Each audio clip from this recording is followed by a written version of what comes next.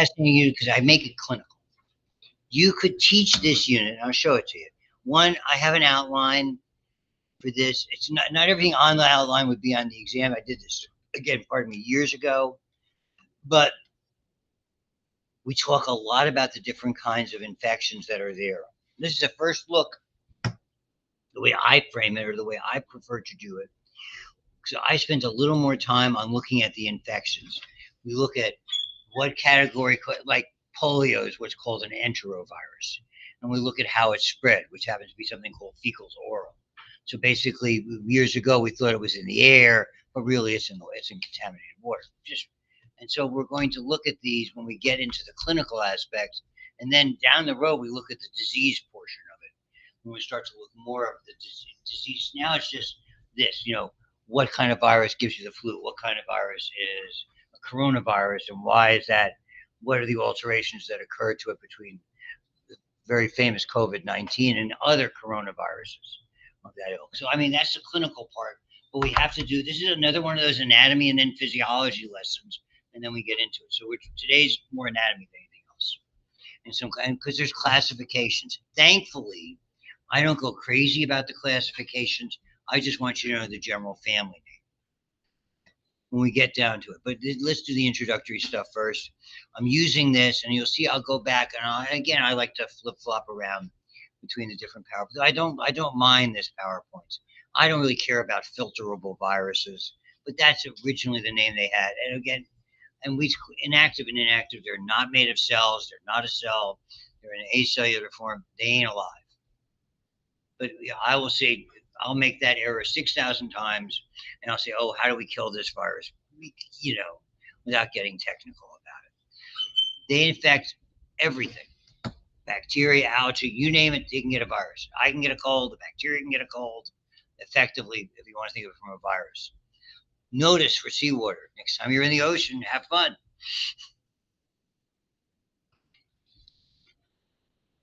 I was there in January. It was very chilly. So Pasteur thought that rabies was caused by a living thing that was smaller than bacteria, and he proposed the term virus, which is Latin for poison. I think I told you that. And it's really, it's more of, we're almost, probably the way that they're spread, it's something like that basically they create a way of making something that's bad for you in some way, shape, or form. As you're going to see, either they basically invade our cells. Let's look at it in the context of us.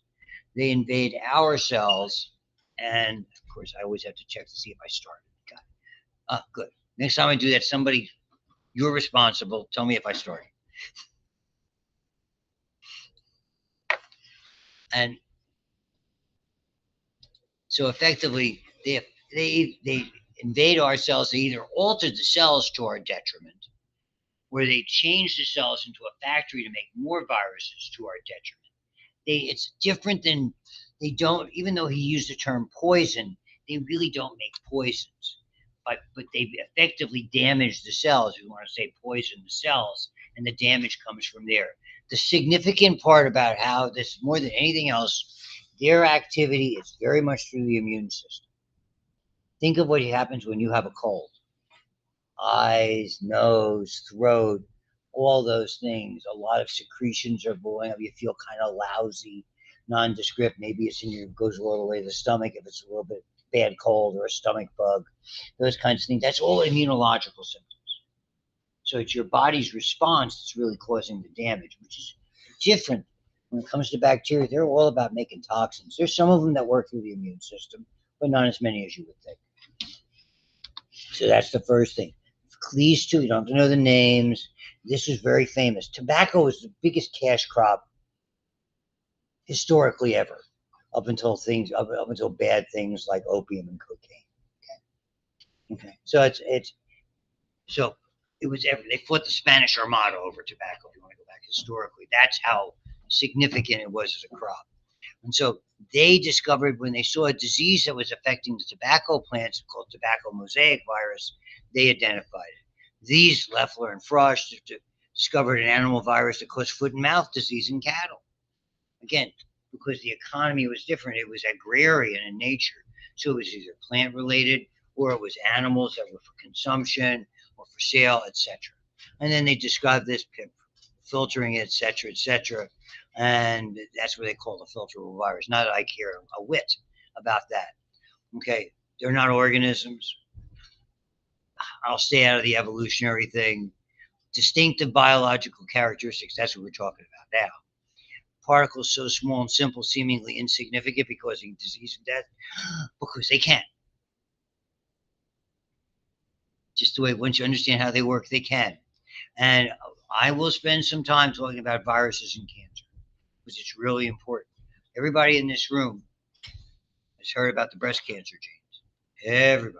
That has a lot to do with, effectively, when you understand why they predispose you, they are genes that affect certain mechanisms that viruses affect. Okay, 15 to 30%. That's sort of the accepted number of all authors. Of 15 to 30% of all cancers are caused by viruses. Minimum. And truly number one on the hit parade, cervical cancer by human papilloma virus. So we visit a lot of these things multiple times. Okay, yeah, I don't have, there's no debate, active or inactive works for me. That's fine. Infect cells and influence their genetic makeup. Very significant because we use a virus, interestingly, HIV. When we talk about gene therapy, we're going to try to resequence the cell permanently. And that's kind of what viruses do in a lot of ways. They alter it. Not all of them, but I mean, that's sort of a roundabout way of looking at it. So cells, tissues, bacteria, plants, and animals have evolved. I'll buy that without going crazy about it. This is interesting. 8% of our genetic material come from viruses. So over evolution, and that's really the evolutionary nugget, over evolution, they have been incorporated. That's the interesting thing about viruses. So a lot of viruses, as you're going to learn, particularly DNA viruses, become latent. Herpes, HPV. Once you have them for good. Will they bother you? Will they cause cancer? Will they damage you? Depends. A lot of times you'll just have it. You'll get a cold sore one time. It's the last time you see it. But almost all of us have been exposed to what's called herpes type 1, herpes simplex type 1. Could have ramifications in the future, particularly if your immune system falters. And we'll start talking about something called shingles. Okay, very, very significant problem. Don't have to worry about it. 1/3 of us are going to get it during our lifetime. So don't fret. If you're going to get it, you're going to get it. 10 to 20% of bacterial DNA contains viral sequences. You're going to learn about something that's very interesting. It's called lyso. It gives me a chance to write on the board. Lysogenic, I know it's a big word, the conversion.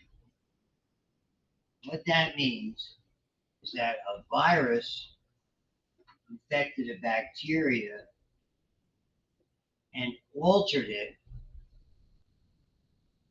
and now it's changed in such a way that typically our context made it increased its toxicity.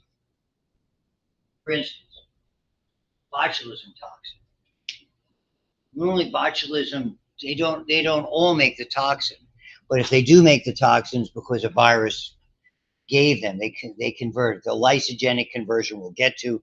It has to do with a specific subset of viruses that only infect bacteria. They don't hurt us directly. They hurt us indirectly, and there'll be a chart that details some of this. So that's about the only process. And moreover, really, there's two major categories of viruses. Most of our discussion is what most authors frame as animal viruses. Viruses that affect members of the animal population. That's us. Okay. So, and the other ones are called bacteria. So the animal viruses, let's make the subset being humans. Okay. And that's another interesting point when we start talking about these things. We start looking about influenza. what makes them so difficult when they rear their ugly head is they have sort of gotten parts from other species. That's what made COVID-19 so bad. All of a sudden, you have like 3 or 4 species with genetic material contributing to it. So I have a fancy name you can get to it called novel, NOVEL. Novel means new, a virus we have never experienced. Why is such a problem? Bacteriophage only, big word, infect bacteria, not us. So their effects are indirect.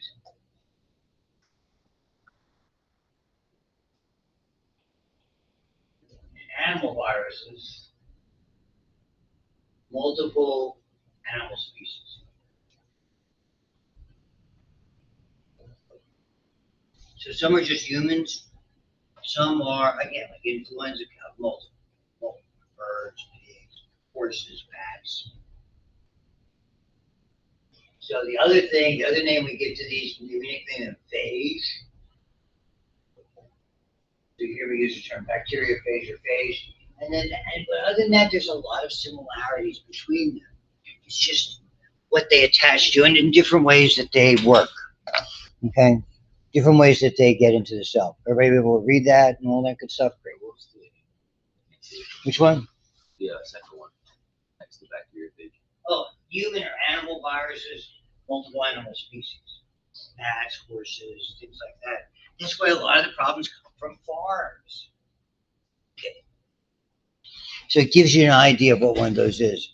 I mean, if you want to go back, I'm sure you could find it on any kind of an app that has commercials, like whatever, Pluto TV or Tubi TV. Go watch Contagion again with Matt Damon from about 15 years ago. Basically, it talks about Kate Winslet's in it. I'm sure Morgan Freeman is in it.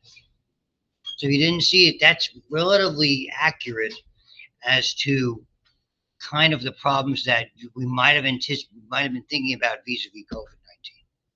And there's a great line that's in that explains to you why microorganisms are such a problem. And Kate Winslet goes, by the way, well, it only this and that. She goes, remember, we touch our faces 5,000 to 8,000 times a day. You don't know it, but we do. Adjust your glasses, do this, push your virus from anywhere here, inhale it, swallow it. Got it? Hand washing, hand washing, hand washing, hand washing.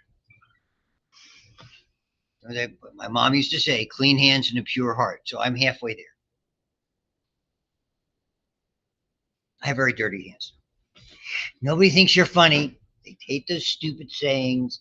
I'm tired about hearing stuff that my grandpa and my great-grandpa tell me about. Some guy who's 2 years older than my grandfather is talking to me, trying to make sense. It's okay. I've got it. Cannot multiply unless they invade a specific host cell and take over. That's what they do. Once the virus enters the cell never gets better. The cell either becomes a factory for viruses or eventually the cell dies. Period. You might get better. The cell never gets better. Okay? That's what happens with viruses. We call them obligates because they have to have our cellular machinery or another living cell's machinery to be active. So whether it's any of these, those are all living things. I can't even imagine what 10 to the 31st power would be. 10 times the number of bacteria and archaea combined. The number is so large, it's inconceivable. It makes that 10 to 23, that avocados number, joke. Remember him?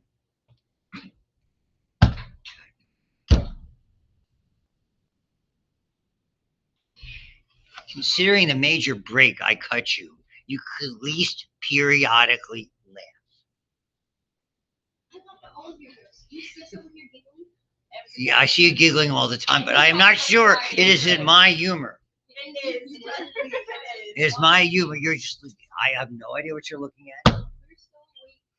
Yeah, right. You got it. It's the only way to get. No comment. Yeah. Years ago, I only got fired from 2 teaching jobs for making nasty remarks. Okay. Only two. Only two. For me, probably this one. I'm pretty good shape. The filter fills in. I just love watching all these people as we're trying to sell them on coming here. It's a sales job. Look, shh, don't listen. It's a nice place. We're nice people. I said this to every class, and I will continue. I love the mix of people. You're just perfect. Just really are. Most people, you're just wonderful. Your parents are lucky. Not that cute. And sorry, you don't have my younger two, my wonderful daughter and my problematic middle. Yeah, so, and they're ubiquitous is a great word all over the place. Major impact, I'll buy that. Extraordinarily tiny, not cells, got that. Not until, because they're not made out of cell. At the minimum, this is the anatomy part of the lesson. They have a protein shell and a nucleic acid core. That's it.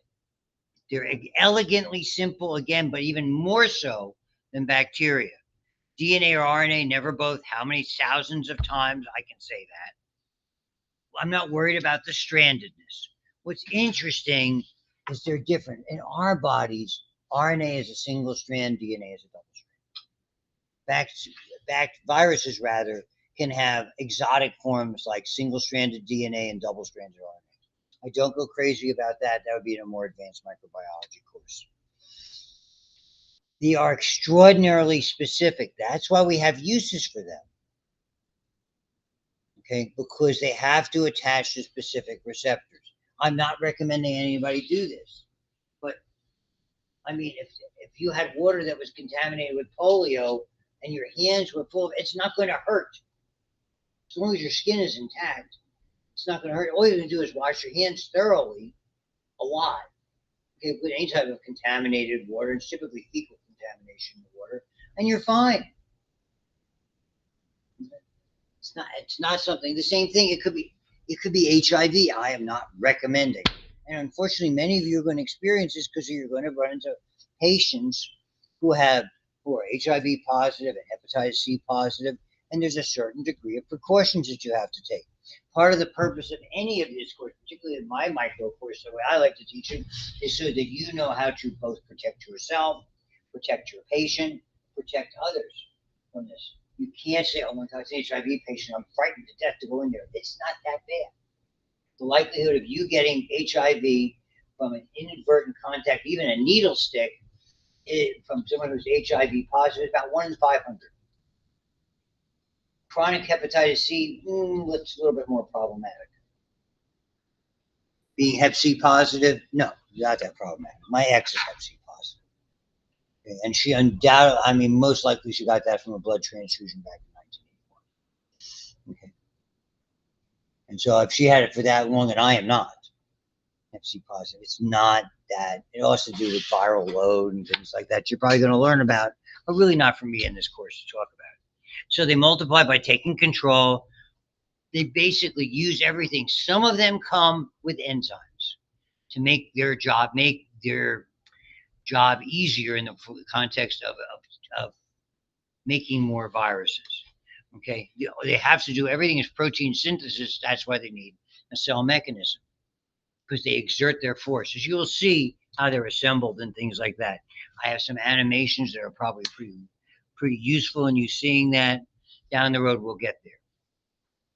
So now the classification looks at hosts and diseases. That's what I'm talking about a little bit. Their structure, are they DNA or RNA, how things are arranged. There's all sorts of ways with this. I'm going to make it as simple as possible as I share this introductory material with it. So they're obligate intracellular parasites, period. That is not best to describe them. That is the appropriate description. There's no wiggle room on that. They're small, we'll look at all this stuff. They're the smallest infectious agents, okay? A parvovirus. You ever hear of parvovirus? Yeah, who gets it? Who, when you hear parvo? I know somebody in your orbit. Right. Yes, part of one of the immunizations your dog typically gets if they're going to go to a kennel like Ours has got to be, we get the notice from Camp Bow Wow, you know, Lincoln's due for his shots. Sorry. There's one that affects us that most of you have had. My kids had it. The largest virus around, typically, herpes simplex. Actually, smallpox is probably a little larger, but it's effectively been eradicated. And then there's some really unusual ones that we're not going to be talking about so much. It gives you the idea. We're down here at this neck of the woods. So this is, I'm up close. Here's hemoglobin. Okay, here's an E. coli. Here's a typical yeast cell, a eukaryotic cell. That's probably like the size of it, you know, maybe a small red blood cell. But you begin to see those things. Here's staph, here's streptococcus. It's there. It gives you some context that are there. Okay. We go all the way down here. Yellow fever, polio. This is a bacteria phage. They have funny shapes. This kind of gives you a sore throat. It's called an adenovirus. Influenza down here. It's HIV. They're really ridiculously small. So when they grow inside a typical bacterial cell, or better yet, if they grow inside one of our cells, they can manufacture thousands inside that cell, and then the cell bursts and it infects 1,000 more cells, and they make another 1,000. And so remember that bacterial growth curve thing? Viruses don't play by that rule. They have a thing that we'll get to called burst size. That's why they can take over and kill in a couple of days. Some examples. I'm not sure what this is. This should be rabies. This is most likely Ebola. This is some kind of enveloped adenovirus or something similar to that without looking at the text. So they don't resemble the cells. They don't have anything for protein synthesis. Viruses, okay, I'm not sure about the crystalline structure. The big thing we're going to be looking at is what's on the outside, whether they contain enzymes, a couple of them do, and particularly are they DNA or RNA. We're going to classify them as either DNA or RNA. So the capsid is the protein enclosure. It's very regularly constructed. So they have identical subunits called capsomeres or capsomers, as you will see. Okay? So a virus at its very simplistic, at its very least, could be something, I'll just draw a geometric, little hexagon here. You have some kind of genetic material in there. Again, RNA or DNA. Notice the or is important. Okay? And you'd have protein enclosure. They'll use the same diagram. This protein enclosure is the capsid. What I have sticking out is how it attaches to a cell. They're called protein spikes. There's not a lot to this. At a minimum, that's all it needs. Some way to attach, a protein enclosure, which really gives it a certain resistance to being destroyed by most environments, and some kind of genetic material. And once it enters the cell, it just does amazing things. Not necessarily good things, but amazing things. That would classify as what we call a naked virus. What I drew up there is effectively a nucleocapsid. The capsid, spikes or not, with the nucleic acid, DNA or RNA. Some of them have an envelope right next to it.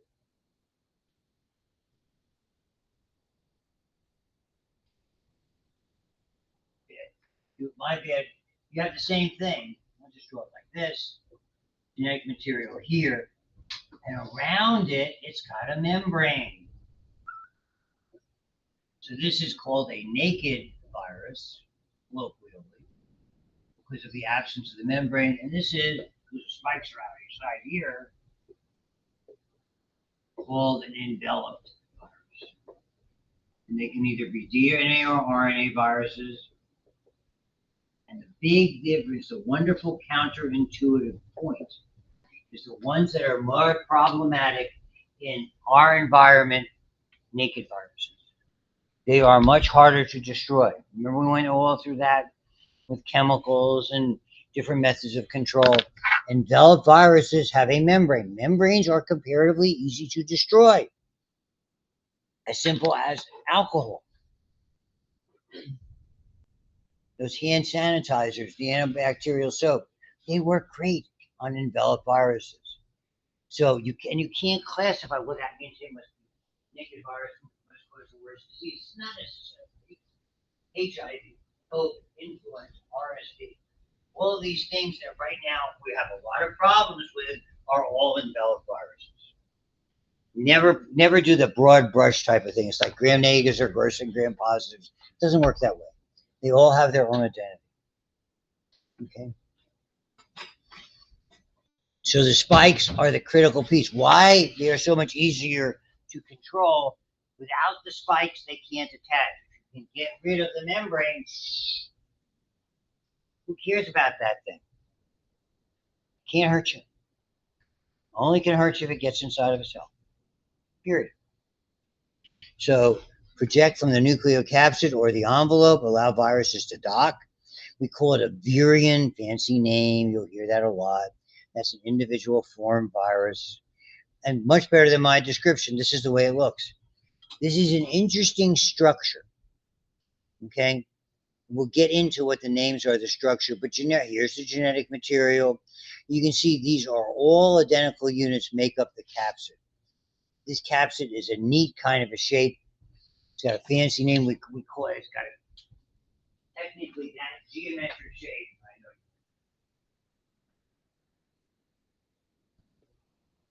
Walled and icosahedron. What icosahedral is the shape. The name we use is isometric because each of its, the icosahedron geometrically is a 20-sided structure with all the sides considering being made of equilateral triangles. We will have plane geometry, thus plane geometry. So an equilateral triangle means both sides are the same. So think of 20 of these being put together. It's like if you have a game, like a game player, and you have dice that have 6 sides, 8 sides, 10 sides, 20 sides. That's what. There's some games that have 20 sides. So that's what an icosahedron is. Of course, we nickname it isometric because all the sides are the same. So you could have the same isometric virus inside, it's a different virus color, but you could have an isometric capsid and now it's surrounded by an envelope. So that's the distinction. The interior might be the same, more or less, but the spikes are protruding from an envelope, and that's a very useful target for disinfectants and antiseptics. So important is that. So the capsid is we identify them based on their architecture. There are 3 things for the way that we classify these structures.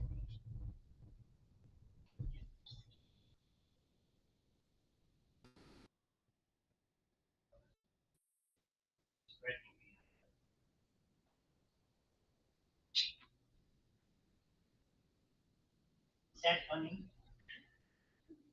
Don't want to hear it. Sweet. Whole row. You too. Okay. 3 things we classify them are their genome, DNA or RNA, okay? Their architecture or shape, whatever you want, I like to use it. Shape works. And you're going to see by and large there's 2 major categories. Isometric, helical, and then there are what I would call exceptions. We'll look at the exceptions. Typically, the exceptions are referred sometimes to being complex. There's other terms that go along with it.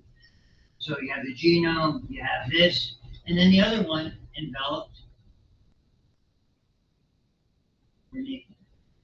This unit, when I ask you about a particular virus, basically that's what you have to know. Okay. Is it naked or enveloped? Does it have, what kind, is it DNA or RNA?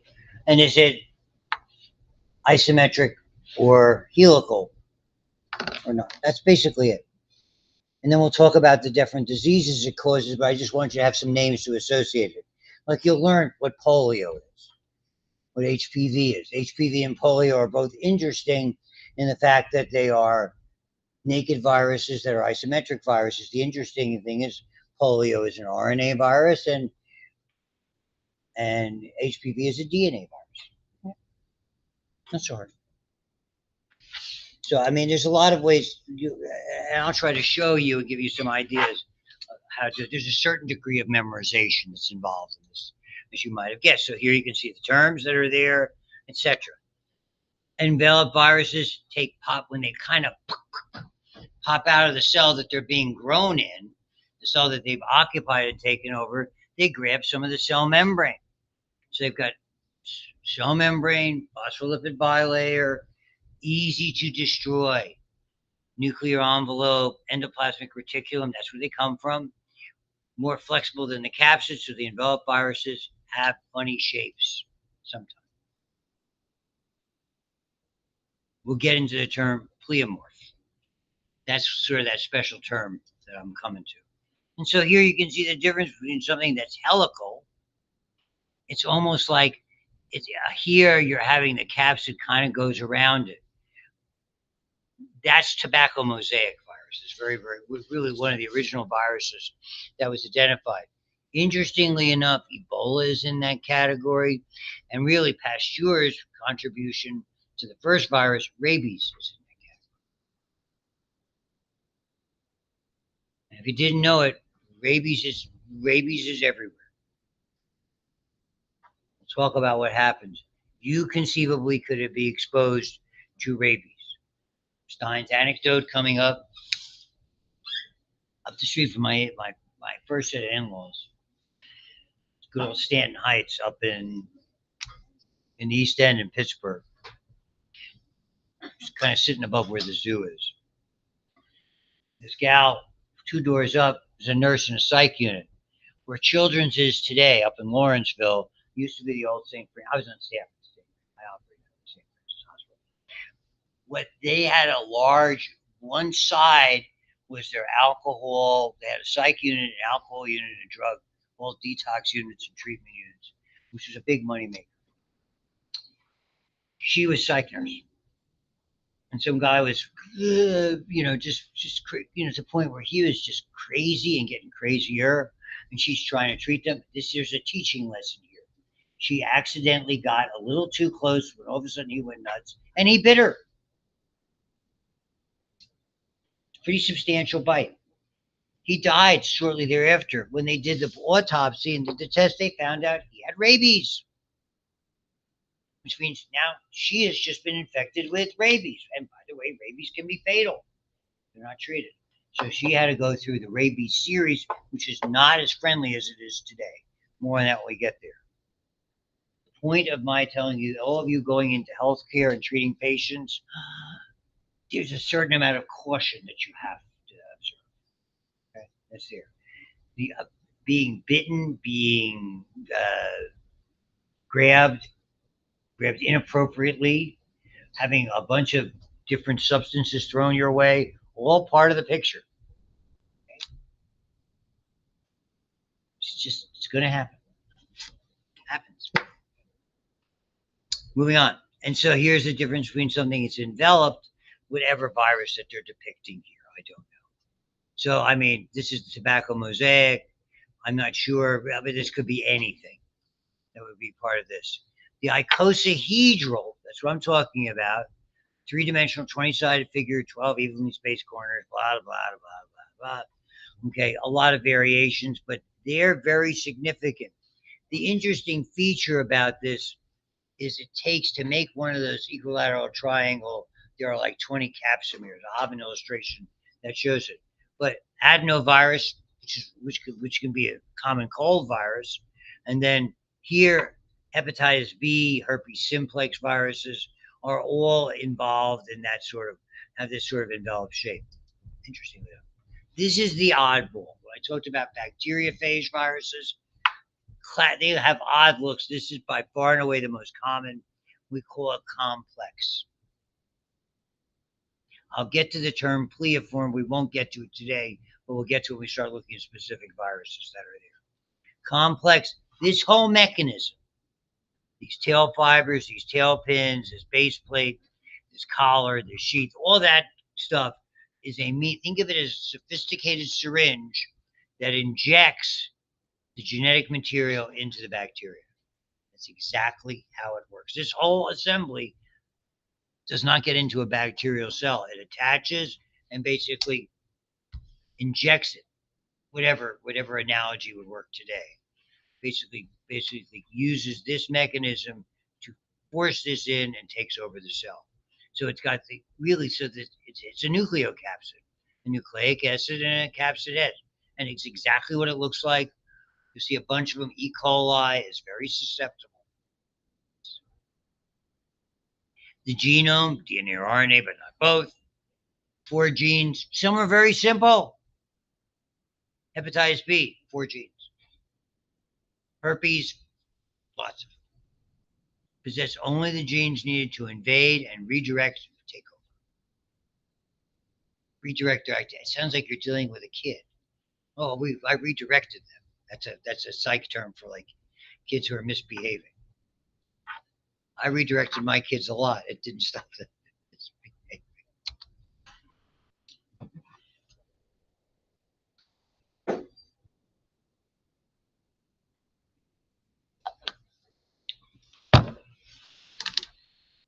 I'd be at work and the school would call. I go, okay, what did he do now? What did she do now?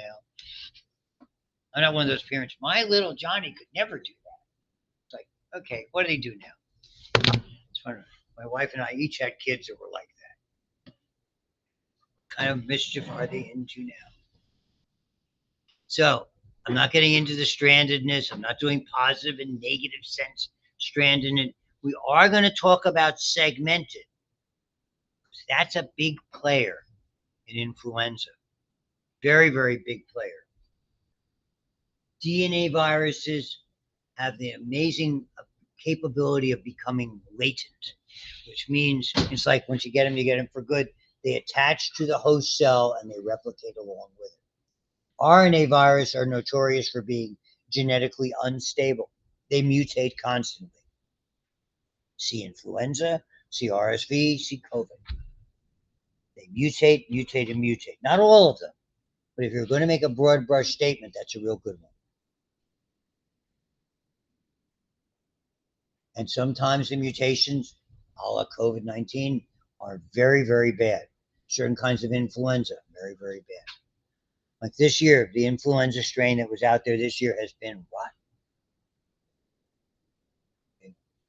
If somebody got it and was truly influenza, they were really sick. My wife had that and she was in trouble for about 10 days. COVID negative the whole time.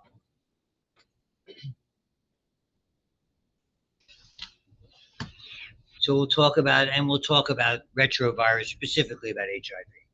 Retro means backward. It does things backward. And you'll hear me frame it this way. Basically, it's an RNA virus that enters the cell and becomes DNA. It's kind of what I like to call the worst of both worlds. It mutates, and then it becomes something that basically you can't get rid of. Again, once you're HIV positive, there have been some isolated cases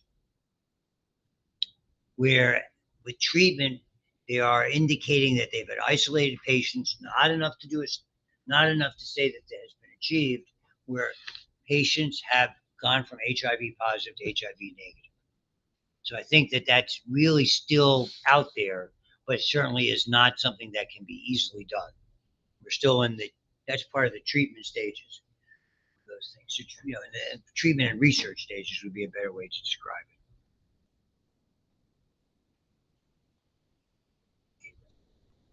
it. If somebody gets infected by one of these, it is not a death sentence. We'll talk more about it. Understand, of anybody, I think I'm the oldest guy teaching. Certainly in the health department. Not that funny. Because that's a good thing. Good. Well, because of that good thing, I was seeing I told the nursing staff when we had some discussions, nursing faculty, about this. I was there when HIV started, and I have a lot of history to give you about HIV and its effects as we go through the type of this course. Before it was named, before it had a name. The word didn't come into lexicon in 1981. I was a resident between 77 and 79 in Philadelphia, where it was rampant in the population we dealt with. Okay, and a population we were very familiar with. And so I've got a whole lot of info about that before there were any ideas of how to treat it or anything along those lines. So we'll get into all of that. Let me give you the last little nugget I got over here. I'll flip over the other PowerPoint just to give you some context about how they spread.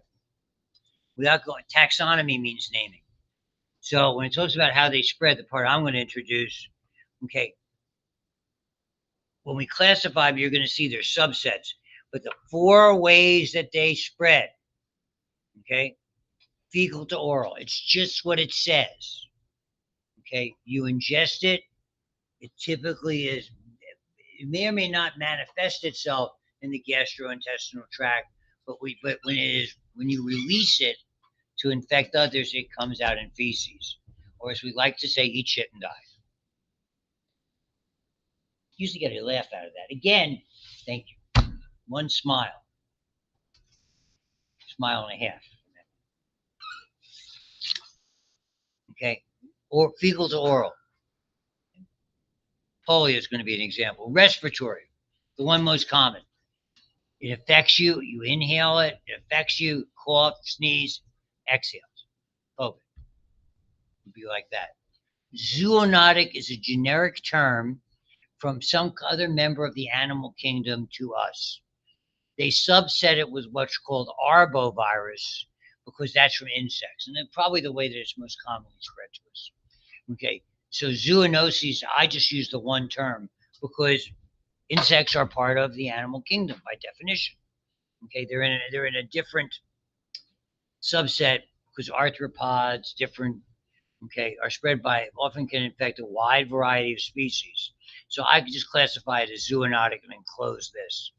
And these are ones we'll talk about that are there. And then certain, this is a better table. Okay, polio, norovirus, these are all diarrheal viruses. Okay, polio is not, that's the exception. Respiratory, a ton. Influenza, colds, measles. STD is not only sexual contact. Okay, it is close, intimate contact, typically with blood or body fluids, but it even can be close interpersonal contact. HPV is spread by skin rubbing against skin. So understand that. So it's not, that's a subset of that. So it's really in the same category, even though we have to be broad in our idea of what sexual contact is, if that makes any sense. Probably should. And zoonotic, okay, different things. So whether they involved an arthropod vector that was there or whether they did not, okay, that's different. And so when we begin to look at these things, and we're going to do that next time, we're going to look at all of those factors. Right. Thank you very much. Nice seeing you.